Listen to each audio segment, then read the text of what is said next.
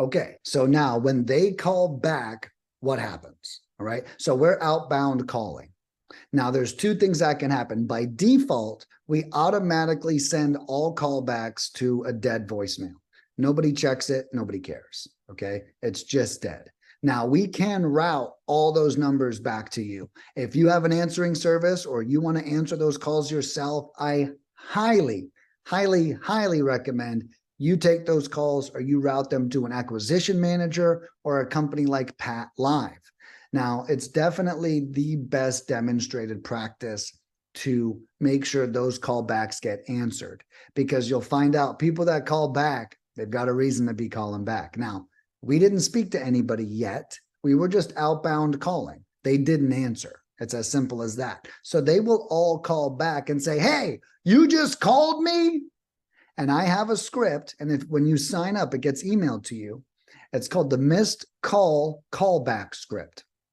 And I'll cover that briefly with you right here. So, hey, you just called me? Oh, yeah, I'm sorry. I don't have anything in front of me anymore, but I was calling because I believe you own a property in Florida and you always want to use the state. Make it a wide open net. That's the thing. You don't want to name the city or the zip code or anything like that because you have such a large chance to be wrong. Do you own anything in Florida? Oh, yeah, I sure do. Oh, well, great. Well, my name's Nicholas, and I was wondering, have you ever considered selling before?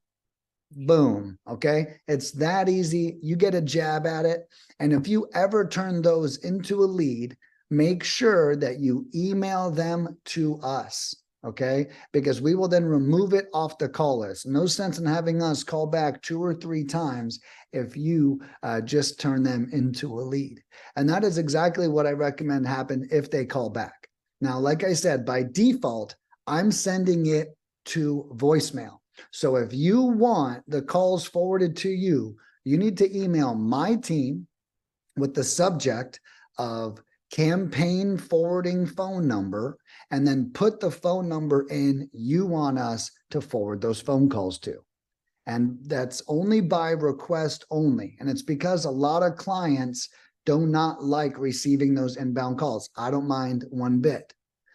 We used to force those return calls on our clients, and it was very frustrating to them to have like incoming callbacks without them being completely educated on it. So that's why by default, we just send them directly to voicemail, and you have to request them being forwarded to you. So send that email over to us, and we'll make sure all the callbacks go to whatever number you want them to go to.